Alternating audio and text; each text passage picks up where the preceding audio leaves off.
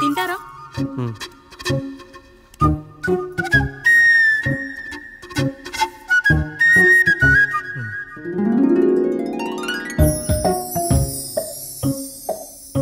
First టైమా?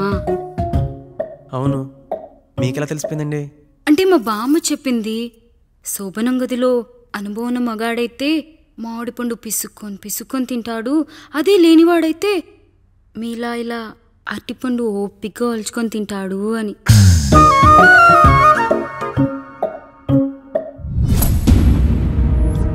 ఏంటవి? అవేంటో తెలీదా? ఫ్రెండ్స్కి పెళ్ళని చెప్తే హ్యాపీ బర్త్డే అనుకొని బెలూన్స్ ఇచ్చారు. ఫీల్ అవుతారు కదా అని 4 అక్కడ కట్టాను.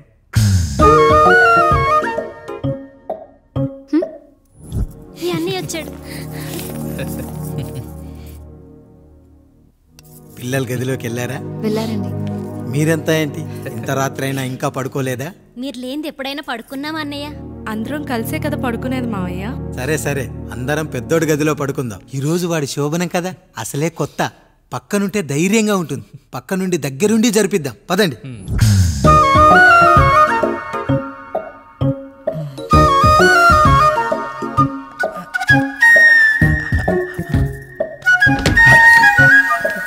కానివ్వండి రా, కానివ్వండి కానివ్వండి.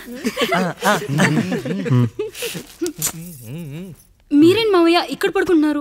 అదేంటమ్మా పెద్దోడా, చెప్పలేదా? మేమంతా కలిసే పడుకుంటామమ్మా. నువ్వు మాతో పాటే. అవును భార్గవి. మీరు ఊరుకోండి. మీరు ఇక్కడ పడుకోవడం నాకు ఇష్టం లేదు మావయ్య.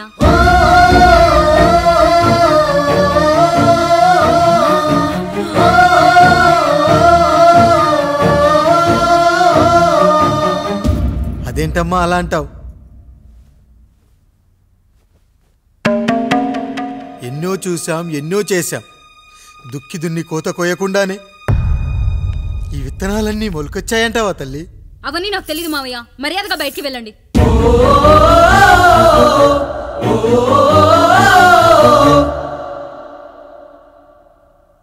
కనీసం ఆ మూలనైనా పడుకుంటామమ్మా. నువ్వైనా చెప్పరా పెద్దోడా? అంటే తను ఇబ్బంది పడుతుంది కదా నాన్న.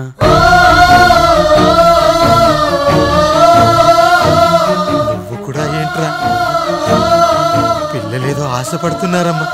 ఒక్కసారి ఆలోచించమ్మా. మావయ్య మీరు బయటికి వెళ్తే మేము తలుపులేస్తాం.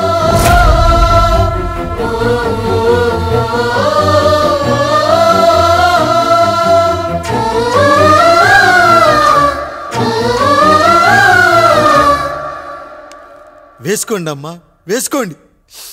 తలుపులు వేసుకోండి.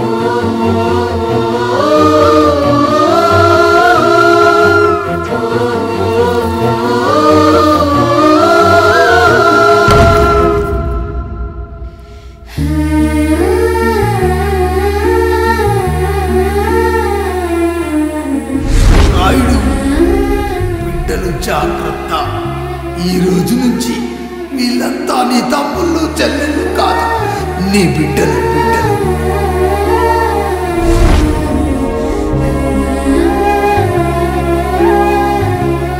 జానకి, ఏమండి? సావిత్రి, ఏమండి? లక్ష్మి, ఏమండి? మన గదిలోకి పదండి. ఇక నుంచి ఎవరి పిల్లలతో వాళ్ళ గదిలోనే పడుకోవాలి. ఇది ఈ రోజు నుంచి ఈ వంశానికి రాస్తున్న కొత్త శాసనం. అయ్యా అలా అరకండి అయ్యా. మీరు లేకుండా మేము ఎప్పుడైనా విడిగా పడుకున్నాము.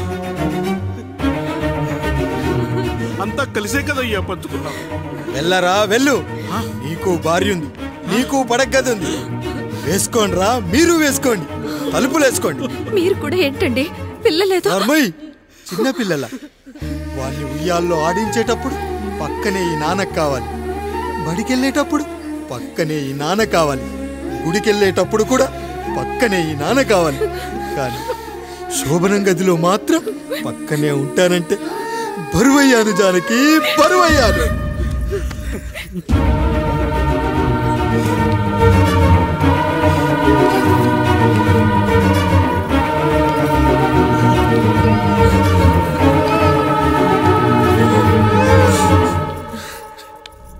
ఏంటండి ఇంకా అదే ఆలోచిస్తున్నారా? ఎలా మర్చిపోగలను లక్ష్మి? జరిగిందేదో జరిగిపోయింది, మీరు బాధపడకండి. ఎంత మాట అన్నాడో చూసావా? నా భార్య ఇబ్బంది పడుతుంది, బయటికెళ్ళండి నాన్న అన్నాడు. వాణ్ణి ఎలా పెంచాను? చదువుకుంటే పై చదువులకు వాడు వేరే ఊరు వెళ్లాల్సి వస్తుందని చదివే మాన్పించేశాను. జ్వరం వస్తే ఆ మాత్రలు చేదుగా ఉంటాయని నేనే మింగాను. నోరు తెరిచి అమ్మ కావాలన్నప్పుడల్లా ఎంతమంది అమ్మల్ని ఇచ్చాను. నాన్న అన్న ప్రతిసారి నాన్నల్ని ఇవ్వలేకపోయానని వాడికి నా మీద కోపమో ఏమో జానకి.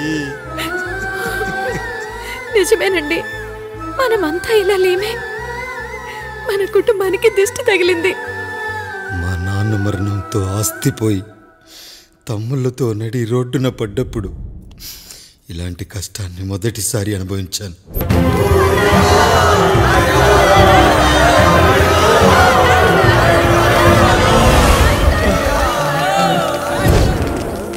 ప్రజల్లారా, నా బిడ్డల్లారా, నా జీవితం మీకే అంకితం. మళ్ళీ జన్మంటూ ఉంటే మీకోసం తిరిగి వస్తాను.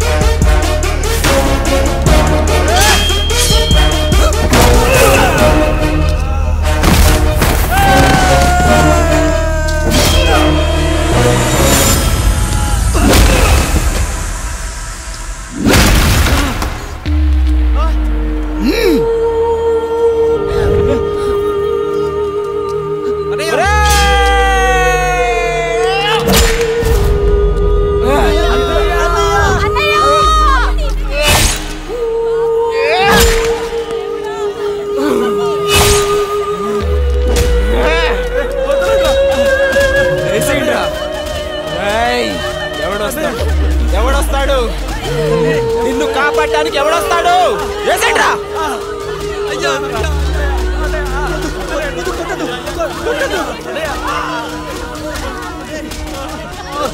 కష్టం వస్తే ఒక్కసారి నాన్న అని పిలవరా, ఆ సమాధిలోంచైనా లేచొస్తా.